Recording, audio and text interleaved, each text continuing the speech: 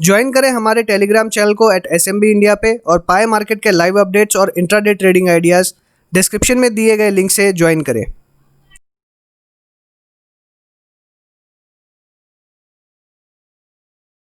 Hello friends, welcome to life advisors. आप सभी का स्वागत है हमारे चैनल पे। आप देखना शुरू कर चुके हैं निफ्टी के 50। जो लोग चैनल से नहीं जुड़ रहे हैं उन्हें बता दें हम क्या डिस्कशन करने वाले हैं। हम डिस्कस करेंगे निफ्टी के आज का ट्रेंड, निफ्टी में आने वाले दिन का ट्रेंड, साथ ही डिस्कस करेंगे FIDs के डेटाज, ऑप्शन चेन एनालिसिस और निफ्टी के पूरे 50 स्टॉक का विश्लेषण 25 से 30 मिनट के अंदर में हम एक पूरा कंप्लीट करने की कोशिश करेंगे। आशा करता हूँ आपको वीडियो जरूर पसंद आएगी। पसंद आए तो लाइक करना ना भूलें। चैनल सब्सक्राइब नहीं किया है तो अभी कर दीजिए, साथ ही बेल आइकन दबाएं ताकि टाइमली अपडेट्स आपको मिलती रहे। तो चलिए शुरू करते हैं। तो आज है मंगलवार 20 अक्टूबर का दिन और आज की अगर निफ्टी के ट्रेंड की बात करें तो हाई हमने देखा 11,949 का और वहीं हमने लो देखा 11,837 का और ओपनिंग हुआ था 11,861 पे, क्लोजिंग हुई है 11,896 पे। तो लगभग अपने अगर हम देखें तो 11,900 का जो रेजिस्टेंस है उसके एग्जैक्टली नीचे ही क्लोज होते हुए मार्केट नजर आई है। और अगर हमने जो कल लेवल्स डिस्कस किए थे वो किए थे ऊपर में 11,950 और नीचे में 11,800। तो लगभग उसी रेंज के अंदर हमको ये ट्रेड देखने के लिए मिल रहा है और हम कह सकते हैं कि जैसा हमने अनुमान लगाया था वैसा ही मार्केट चलते हुए नजर आ रहा है। अब यहाँ पे जो क्लोजिंग हुई है वो बहुत हम कह सकते हैं कि एक तरीके से फ्लैट क्लोजिंग हुई है, सिर्फ 0.2% की तेजी देखने मिल रही है, मतलब 23.75 पॉइंट्स की। अब मार्केट कैसा रहेगा आगे कल के लिए, तो कल के लिए मुझे जो यहाँ पे दिखाई दे रहा है अभी भी ट्रेंड जो है वो बिल्कुल बुलिश है, कहीं पर डिस्टॉर्शन नजर नहीं आ रही है। और यहाँ पे जो कैंडल बनती हुई आ रही है, अगर हम छोटे सी कैंडल देखेंगे तो हमें यहाँ पे बुलिश एंगल्फिंग कैंडल नजर आ रही है। अगर मैं इसको जूम करूंगा तो आपको क्लैरिटी नजर आएगी। तो अगर आप देखेंगे तो इस कैंडल को इस कैंडल ने एनगल्फ कर लिया है, तो हम कह सकते हैं कि एक बुलिश एनगल्फिंग कैंडल देखने मिल रही है और साथ ही तेजी के साथ ही क्लोज होते हुए दिखाई दे रहा है। तो डेफिनेटली अपसाइड ट्रेंड बना हुआ है। लेकिन जैसा हमने कहा था कि 11,900 से लेकर 12,000 का लेवल एक बहुत ही इंपॉर्टेंट रेजिस्टेंस जोन है और इसके बीच में कभी भी मार्केट आएगा तो प्रेशर देखने के लिए मिलेगा और प्रॉफिट बुकिंग देखने के लिए मिलेगी। तो मेरी कोई फ्रेश खरीदारी की राय नहीं है इंडेक्स के अंदर में, बट डेफिनेटली अब जब तक 12,000 के ऊपर नहीं जाता मार्केट तो मुझे कोई भी कंफर्टेबिलिटी नज़र नहीं आती है मार्केट में बाइंग के लिए। बाइंग मतलब स्टॉक स्पेसिफिक बाइंग करनी है, इंडेक्स में कोई बाइंग नहीं करनी है। तो जब तक 12,000 के ऊपर मार्केट क्लोज नहीं हो जाती, निफ्टी क्लोज नहीं हो जाती, तब तक हम कोई बाइंग करके इंडेक्स में नहीं चलेंगे। और 11,900 से 12,000 की रेंज बिल्कुल प्रॉफिट बुकिंग की रेंज है। तो इसमें हम एकदम अभी अपने इंडेक्स में प्रॉफिट बुक करेंगे और स्टॉक्स में भी जहां मौका मिले हम डेफिनेटली प्रॉफिट बुक करके ही चलेंगे। अभी अगर कल की बात करें कि कल के लेवल्स क्या हो सकते हैं, तो कल के लेवल्स मुझे फिर से 11,950 ऊपर में मैक्सिमम 12,000 लग रहा है, जो कि बहुत हाईली अनलाइकली है। मुझे अभी भी 11,950 और नीचे में 11,800। तो जो रेंज आज हमने देखी है लगभग इसी रेंज में मार्केट मुझे कल भी ट्रेड होते हुए नजर आ रहा है, क्योंकि मार्केट में मुझे बहुत ज्यादा अभी तेजी के कोई चांसेस कम लग रहे हैं, कोई बहुत ज्यादा मुझे चांसेस नहीं लग रहे हैं। हो सकता है कि एक फ्लैट और हो सकता है कि एक नेगेटिव क्लोजिंग भी कल हमको देखने के लिए मिले। हालांकि अगर आज यूएस मार्केट की बात करें तो मुझे लगता है कि पॉजिटिव रहने वाले हैं रात को, तो उसके कारण थोड़ा सा सपोर्ट मार्केट को जरूर मिलेगा। हालांकि फ्राइडे की अगर बात करें तो यूएस मार्केट नेगेटिव में बंद हुए थे, फिर भी आज असर उसका हमको नहीं देखने मिला। इसलिए बहुत ज्यादा हम यूएस मार्केट पर डिपेंडेंट है ऐसा भी नहीं है। इसलिए मेरा मानना है कि ओवरऑल ट्रेंड अभी मुझे यहाँ पे थोड़ा सा फ्लैट लग रहा है। अंटिल अनलेस 11,950 के ऊपर में हम क्लोज ना हो, इसके पहले कोई बहुत बड़ी तेजी या मंदी के संकेत मुझे नहीं मिलते। इसलिए 11,950 के ऊपर में अगर क्लोज होता है तो डेफिनेटली एक आपको दोनों साइड के अंदर में वॉलेटिलिटी देखने मिल सकती है। बट कल की अगर बात करें तो 11,950 ऊपर में और फिर से मुझे 11,800 के लेवल्स ही नजर आ रहे हैं। 11,800 पे बहुत ही स्ट्रॉन्ग सपोर्ट बन चुका है और मार्केट अपवर्ड ही मूव करते हुए नजर आएगा। तो आज जो हमें नीचे क्लोज देखने के लिए मिल रहा है, हो सकता है कि 11,950 के आसपास कल हमको क्लोज देखने मिले। तो डेफिनेटली ट्रेंड अभी भी इंटैक्ट है, अपसाइड का बुलिश ट्रेंड ही है। स्टॉक स्पेसिफिक अप्रोच रखनी है और 11,950 ऊपर में और नीचे में 11,800 का लेवल दिखाई देता है। चेंज इन ओपन इंटरेस्ट की अगर बात करें तो 11,900 पे अच्छी पुट राइटिंग देखने मिल रही है, लेकिन साथ ही 11,900 पे कॉल राइटिंग भी देखने मिल रही है। तो सपोर्ट के साथ साथ रेजिस्टेंस भी बनते हुए नजर आ रहा है। तो डेफिनेटली हमें 11,900 का जो लेवल है ये बहुत ही क्रूशियल लेवल होने वाला है और हमने पहले भी डिस्कस करा है कि 11,900 और 12,000 बहुत ही क्रूशियल लेवल है, बहुत ही फाइटिंग लेवल है और यहाँ से कुछ भी हो सकता है। बड़ी तेजी से गिरावट भी हो सकती है और बड़ी तेजी से अपसाइड भी हम जा सकते हैं। और अगर 11,800 पे देखें तो ये कॉल राइटिंग जो अनवाइंड हुई है ये भी एक बहुत अच्छा संकेत दे रही है कि यहाँ पे आपका स्ट्रॉन्ग सपोर्ट बना हुआ है और इसके नीचे मार्केट नहीं जाने वाली है। तो एक बहुत ही साइडवेज मूवमेंट देखने के लिए हमको मिलने वाला है। ऐसा मैं यहाँ से अनुमान लगा रहा हूँ, क्योंकि 11,800 सपोर्ट बनते हुए नजर आ रहा है बहुत ही स्ट्रॉन्ग, और वहीं 11,900 पे कॉल राइटिंग होने का, पुट राइटिंग होने का मतलब है कि क्लियरली एक सपोर्ट बन रहा है वहाँ पे भी, और 11,900 पे कॉल राइटिंग नहीं होने का ये भी मतलब है कि वहाँ पे रेजिस्टेंस भी बन रहा है। तो डेफिनेटली 11,800 से लेकर 950 की जो रेंज है ये बहुत इंपॉर्टेंट सपोर्ट जोन और रेजिस्टेंस जोन बनने वाली है आने वाले समय में, और यहाँ से कोई भी साइड ब्रेकआउट होता है तो इसके बाद में ये सपोर्ट या रेजिस्टेंस ही एक्ट करेगा। क्यूमुलेटिव अगर ओपन इंटरेस्ट देखें तो 11,900 पे अभी भी कॉल राइटर्स एक्टिव ज़्यादा दिखाई दे रहे हैं, और इमीडिएटली ऊपर में भी कॉल राइटिंग काफ़ी अच्छी अवेलेबल है, और वहीं नीचे में भी सपोर्ट अच्छा अवेलेबल है, और 11,900 के लेवल पे पुट राइटर्स भी अच्छे हैं। नीचे के लेवल्स पे जाएँ तो 11,800 पे यहाँ पे भी पुट राइटर्स अच्छे हैं, और हर नीचे के लेवल्स पे पुट राइटर और स्ट्रांग होते हुए जा रहे हैं। तो डेफिनेटली दोनों साइड की पोजीशंस यहाँ बनी हुई है, और जो कल मेरा अनुमान है 11,800 से लेकर 11,950 की रेंज ये देखने मिल सकती है, और ये भी हो सकता है कि 11,850 से लेकर 11,950 की ही रेंज हमको देखने मिले, क्योंकि अगर 850 टूटेगा और 11,800 के आसपास अगर मार्केट आएगा तो थोड़ा सा पैनिक मोड यहाँ पे क्रिएट हो सकता है, तो डेफिनेटली और फर्दर गिरावट हमको देखने मिल सकती है। तो बहुत ही कॉशियस रह के ट्रेड करना है, स्टॉक स्पेसिफिक ट्रेड करना है, इंडेक्स में ऑप्शंस के थ्रू बिल्कुल भी ट्रेड नहीं करना है, ये मेरी क्लियर स्ट्रैटेजी है, और इंडेक्स में ट्रेड अवॉइड करें तो वही ज़्यादा बेहतर रहेगा।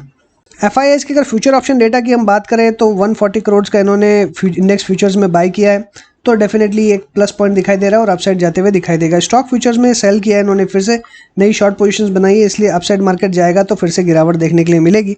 तो साइडवेज का ही यहाँ पे मूवमेंट जो है वो क्लियरली दिखाई दे रहा है। 580 करोड़ का अगर देखें तो इन्होंने नेगेटिव ही यहाँ पे टर्नओवर होता हुआ दिखाई दे रहा है, तो डेफिनेटली न्यूट्रल टू नेगेटिव ही हमें इन्फॉर्मेशन यहाँ पे मिल रही है, और जनरली मैं कह सकता हूँ कि न्यूट्रल इन्फॉर्मेशन यहाँ पे हमको मिलती हुई दिखाई दे रही है। कैश मार्केट के डेटा जब मैं ये वीडियो बना रहा हूँ अवेलेबल नहीं है। लास्ट डे हमने देखा था कि अच्छी बाइंग हुई थी, 1600 करोड़ की बाइंग हुई है, वही 1600 करोड़ की म्यूचुअल फंड ने सेलिंग भी करी है।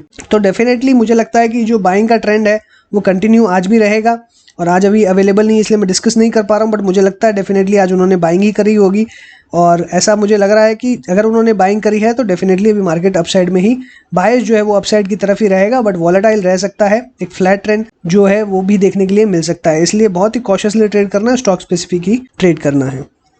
चलिए बात कर लेते हैं निफ्टी के स्टॉक्स की, एक एक करके अल्फाबेटिक वे में डिस्कस करेंगे। तो पहला स्टॉक आ रहा है अदानी पोर्ट्स का। तो अदानी पोर्ट्स में हमारी क्लियरली अवॉइड की सलाह थी कि अभी इसमें कोई ट्रेड नहीं बन रहा है, तो इसमें हमें कोई ट्रेड नहीं लेना है। तो अभी भी मेरा व्यू जो है वो क्लियर अभी भी अवॉइड का ही है।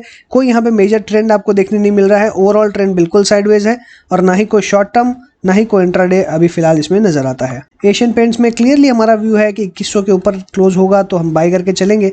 यहाँ पे बिल्कुल बाय की अपॉर्चुनिटी नजर आ रही है, लेकिन इसे खरीदना कब है? खरीदना इसे ड्रॉप में है। अगर इसके अंदर में हमको ओपनिंग के बाद में थोड़ा सा भी ड्रॉप मिलता है तो हम ड्रॉप के अंदर में खरीदेंगे। ओपनिंग पे भी हम खरीद सकते हैं, लेकिन मेरी ऐसी राय रहेगी कि ओपनिंग में हम 50% खरीदें, और अगर नीचे आता है थोड़ा सा वापस 2100 के नीचे आता है तो हम फिर से 50% क्वांटिटी खरीद सकते हैं। ये मैं इसलिए कह रहा हूँ क्योंकि ये स्टॉक काफ़ी वॉलेटाइल है, इसके अंदर वॉलेटिलिटी बहुत ज़्यादा देखने के लिए मिलती है, तो इसमें थोड़ा सा रिस्क मैनेजमेंट हमको करके चलना पड़ेगा। बट डेफिनेटली यहाँ पे एकदम बाय का कैंडिडेट है। 2200 तक के टारगेट्स आपको देखने के लिए मिल सकते हैं नियर टर्म के अंदर में। यहाँ पे आप बाय करके चले, नीचे में ड्रॉप होता है तो फिर से ऐड करें, और 2200 का टारगेट हम इसमें चेज कर सकते हैं। बजाज फिनसर्व के अंदर में मेरी क्लियरली अवॉइड की सलाह है। कोई मेजर मुझे यहाँ पे मूवमेंट नज़र नहीं आ रहा है।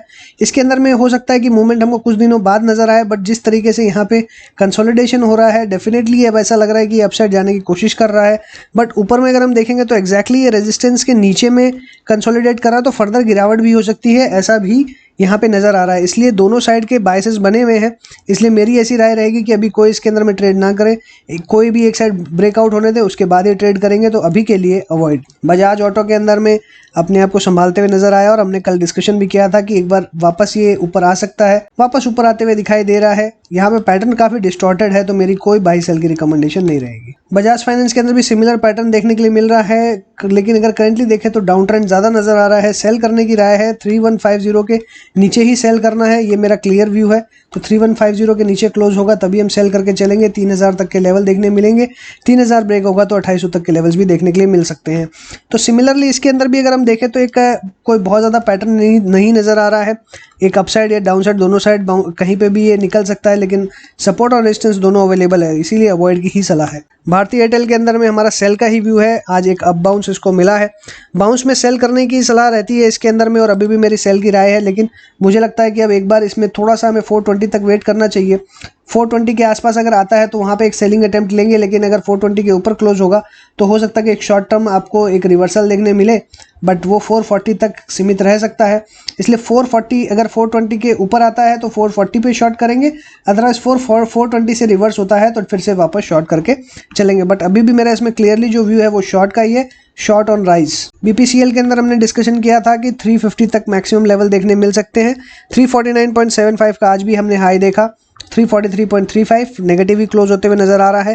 ट्रेंड क्लियरली नेगेटिव है और फर्दर गिरावट इसके अंदर में होगी। 320 तक के लेवल्स देखने मिल सकते हैं, करंट लेवल्स पे भी शॉर्ट किया जा सकता है। बट मुझे लगता है कि 340 के नीचे अगर जब ये निकले क्लोजिंग बेसिस पे, प्लस अगर 1 आवर हावरली चार्ट्स के अंदर देखें, हावरली चार्ट्स के अंदर में अगर ये नेगेटिव जाता है 340 के नीचे अगर कैंडल क्लोज होती है हावरली, हम शॉर्ट करके चलेंगे। ब्रिटानिया के अंदर में कल जिस तरीके का मूवमेंट था उसमें हमको लग रहा था कि अपसाइड ब्रेकआउट कर सकता है, बट यहाँ पे अगर देखें तो आज बहुत ही ज़बरदस्त ड्रॉप हमने देखा है।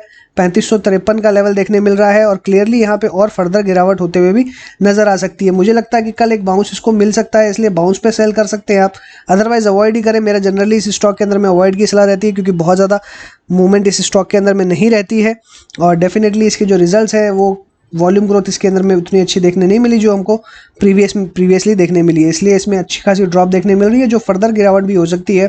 3400 तक के लेवल्स देखने के लिए मिल सकते हैं, बट राइज पे ही सेल करेंगे, इमीडिएटली नहीं। सिप्ला के अंदर में सेल की ही सलाह थी। 760 के बाद में और फर्दर गिरावट होगी, 726-80 तक के लेवल्स है, फ्रेश बाइंग करने की बिल्कुल भी सलाह नहीं है। कोल इंडिया में एक अच्छी तेजी के बाद में आज फिर से हमको देखने मिल रहा है कि 20 डे सिंपल मूविंग एवरेज ही इसका रेजिस्टेंस बना हुआ है और वहीं से गिरावट देखने मिल रही है। जैसे ही इसके ऊपर निकलने की कोशिश करी, एक डाउन साइड देखने के लिए मिल रहा है। 113.65 के लेवल्स देखने मिल रहे हैं। हालांकि मुझे लगता है अभी एक छोटे से रेंज के अंदर 110 से लेकर 115 के रेंज में कंसोलिडेट कर सकता है, इसलिए कोई भी इसके अंदर में तेजी या मंदी ना कर। डिवी स्लैब की अगर बात करें, डिवी स्लैब के अंदर में फर्दर गिरावट देखने मिल रही है और मुझे लगता है कि यहाँ पे कंटिन्यू रह सकती है। वॉल्यूम्स बहुत ज़्यादा हाई दिखाई दे रहे हैं, तो यहाँ पे थोड़ा बेरिशनेस डेफिनेटली बना हुआ है। नेगेटिव क्रॉसओवर हमको इमीडिएटली देखने के लिए मिला 20 डे और 50 डे सिंपल में एवरेज का। तो जब भी ऐसा नेगेटिव क्रॉसओवर देखने मिलता है, एक बड़ी गिरावट भी देखने के लिए मिलती है, तो यहाँ पे सेल करके चले, बाय करने की कोई सलाह नहीं है। डॉक्टर रेड्डीज अपने 5000 के लेवल को होल्ड कर रहा है और उसी के आसपास ये कंसोलिडेट करने की कोशिश कर रहा है।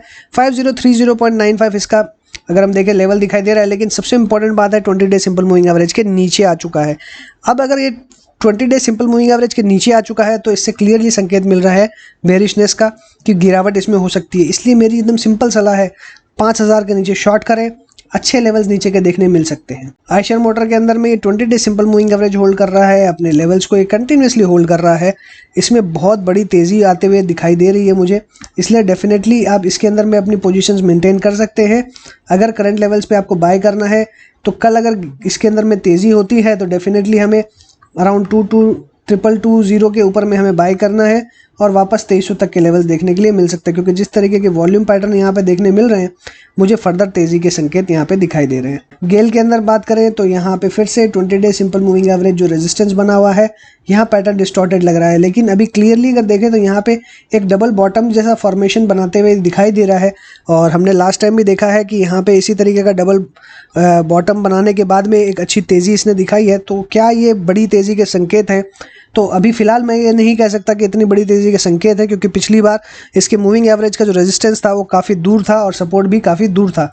बट अभी अगर रेजिस्टेंस देखें तो काफ़ी पास में है, इसलिए बड़ी तेज़ी होगी ऐसा थोड़ा कम नज़र आता है।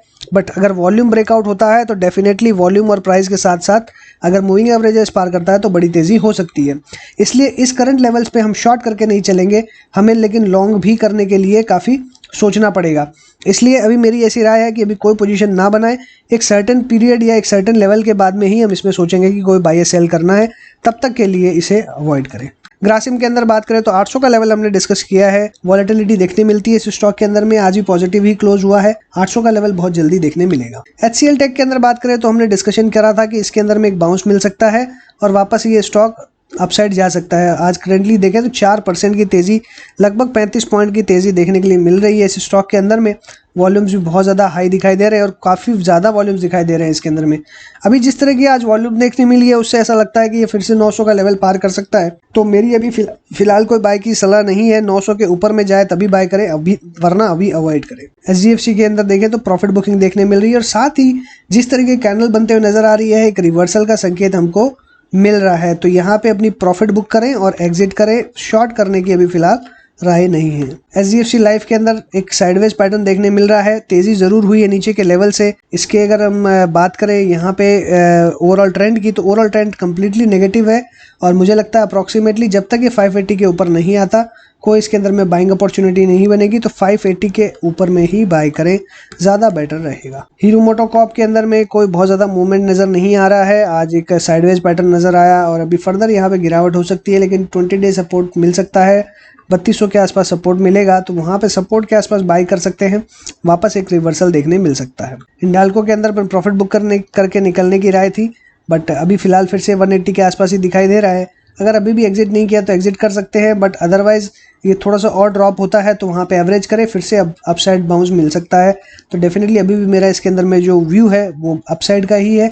190 का लेवल देखने मिल सकता है। HUL के अंदर में बहुत ज़्यादा वॉलेटिलिटी आज हमने देखी है और ये डेफिनेटली मुझे लगता है कि जो ब्रिटानिया का रिजल्ट है उसका इम्पैक्ट है। तो 2200 के ऊपर में खरीदने की ही सलाह थी, तो 2200 का लेवल आज इसने टच ज़रूर किया बट क्लोज नहीं हो पाया, इसलिए 2200 के ऊपर में ही बाय करें, अदरवाइज अवॉइड करें। इन्फोसिस में मेरे क्लियरली राय जो अभी अवॉइड की ही है, क्योंकि ऑलरेडी मेरे 1150 के टारगेट अचीव हो चुके हैं और बार बार एक ही स्टॉक के अंदर में ट्रेडिंग करना मेरी स्ट्रैटेजी नहीं रहती है। फिलहाल इसके अगर कैंडल्स की बात करें तो यहाँ पे बुलिश एनगल्फिंग कैंडल हमको देखने मिल रही है जो फर्दर अपसाइड का संकेत दे रही है। तो करंट लेवल्स पे अगर मैं देखूँ तो मुझे यहाँ पे क्लियरली बाय नज़र आ रहा है। पैटर्न वाइज भी अगर देखें तो फिर से बाय नज़र आ रहा है। हो सकता है कि ये 1200 एक बार अटेम्प्ट करने की कोशिश करे या 1180 तक के लेवल्स देखने मिले, इसलिए 1180 तक के लेवल्स के लिए फिर से एक बार आप बाइंग अटेम्प्ट कर सकते हैं। बट यहाँ पे स्टॉप लॉस रहेगा 1100 का, क्योंकि यहाँ पे रिस्क रिवॉर्ड रेशियो बिल्कुल इक्वल नज़र आ रहा है। तो डेफिनेटली 1180 के लेवल टारगेट के साथ में 1100 का स्टॉप लॉस और 1137.5 पे बाय कर सकते हैं। IOC के अंदर में फिर से आज गिरावट देखने मिल रही है, साइडवेज पैटर्न ही चलते हुए नजर आ रहा है। अभी फिलहाल कोई लॉन्ग शॉट नहीं है, अवॉइड करें। ITC के अंदर भी साइडवेज नजर आ रहा है, पैटर्न ओवरऑल एक छोटे से रेंज के अंदर में ट्रेड करते हुए नजर आ रहा है, तो अभी अवॉइड करें, कोई मेजर बाय सेल की राय नहीं है। JSW स्टील के अंदर में 320 का हमारा टारगेट आज क्लियरली देखे तो सिर्फ 0.2 से चूक गया, तो मैं इसको मानता हूँ कि ये टारगेट अचीव हो चुका है। 319.8 का लेवल देखने मिल रहा है, 318.7 का हमको क्लोजिंग लेवल देखने मिल रहा है। वॉल्यूम्स अगर यहाँ देखें तो बहुत ज़्यादा इंकरेजिंग दिखाई नहीं दे रही है, एवरेज वॉल्यूम्स ही दिखाई दे रही है।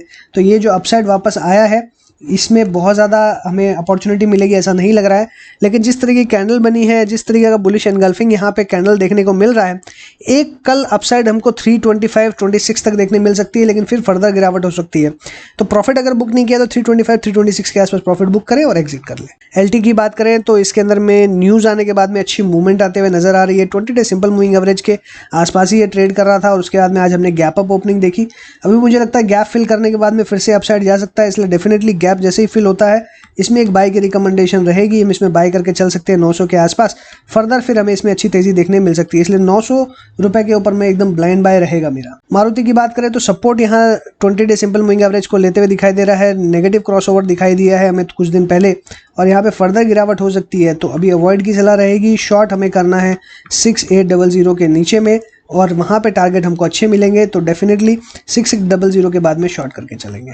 महिंद्रा एंड महिंद्रा की बात करें तो यहाँ पे नेगेटिव पैटर्न डेफिनेटली बन चुका है, गिरावट यहाँ पे मुझे डेफिनेटली नज़र आ रही है। 580 के लेवल्स देखने मिलेंगे, अभी भी शॉर्ट नहीं किया है तो शॉर्ट कर सकते हैं। नेस्ले इंडिया की बात करें तो यहाँ पे एक अच्छी तेज़ी लास्ट 2 दिन से देखने मिल रही है। 16,500 तक के लेवल्स देखने के लिए हमको यहाँ पे मिलते, और लेकिन यहाँ पे जो मूविंग एवरेज है 100 डेज का वो एक रेजिस्टेंस बना हुआ है, इसलिए 16,410 तक के लेवल्स देखने मिले।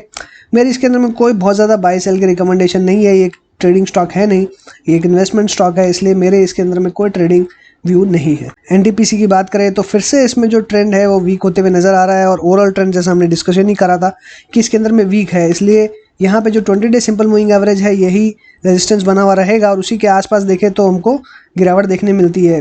बेरिश एनगल्फिंग कैंडल यहाँ बनते हुए नजर आ रही है, बहुत ही छोटी बेरिश एनगल्फिंग कैंडल है, वॉल्यूम्स भी वीक है, तो बहुत ज़्यादा मुझे यहाँ पे अपॉर्चुनिटी शॉर्ट्स की नज़र नहीं आ रही है। बट फिर भी जो ट्रेंड बना हुआ है यहाँ पे शॉर्ट कर सकते हैं, लेकिन रिस्क रिवॉर्ड फेवरेबल नहीं है, इसलिए शॉर्ट्स अवॉइड करें, अभी कोई नई पोजीशंस ना बने। ONGC के अंदर में भी बेरिश एनगल्फिंग कैंडल देखने के लिए मिल रही है, उस हिसाब से शॉर्ट करना बनता है। वॉल्यूम्स एनकरेजिंग नहीं है, लेकिन मेरा मानना है कि अभी इसके अंदर में कोई फ्रेश पोजीशन नहीं बनानी चाहिए।